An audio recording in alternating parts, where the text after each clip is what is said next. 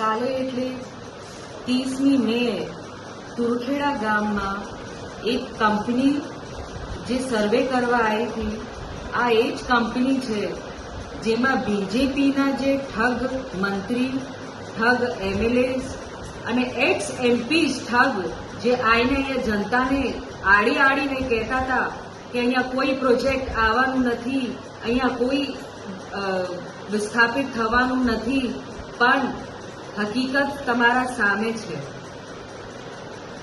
સરકાર જાતે આ કંપનીઓને કાલે સર્વે માટે મોકલ્યું, એનું વિડીયો પણ તમને જાહેર કર્યો, એના કાગળો પણ તમને જાહેર કર્યું.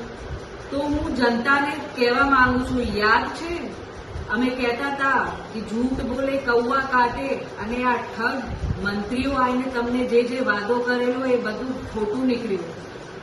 તો આ ભૂલ થતા આપણાથી રહી ગઈ. અગર એ લોકો તમે એમને જીતાડી દેતા તો આજે તમારું ઘર તોડી નાખતા. પણ તમે અમને સહકાર આપ્યું, અમને મોકો આપ્યું, અને પાછું તો પણ આ હિંમત કરીને સરકાર હવે તેમની ખીચ કાઢવા માટે એમના કંપનીઓને સર્વે માટે મોકલે છે, ખાણ ખનીજ માટે મોકલે છે, હાઇડ્રો પ્રોજેક્ટ માટે મોકલે છે. ના ત્યાંના ગ્રામજનોના જે ચૂંટાયેલા સભ્યો છે એને માન આપે છે. તો આના વિરુદ્ધ આપણે કાયદેસરની એક કાર્યવાહી કરવાની છે.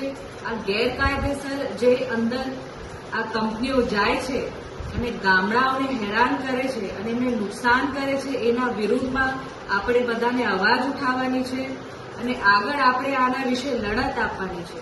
તો તુરખેડા, ધારસિમેલ અને આખું વિસ્તાર આ સરકાર પાછું લપેટેમાં લેવાની છે, ગામડાઓને વિસ્થાપિત કરવાની છે અને પ્રોજેક્ટ એ અમલ કરવાની ચાલુ કરી દીધું છે.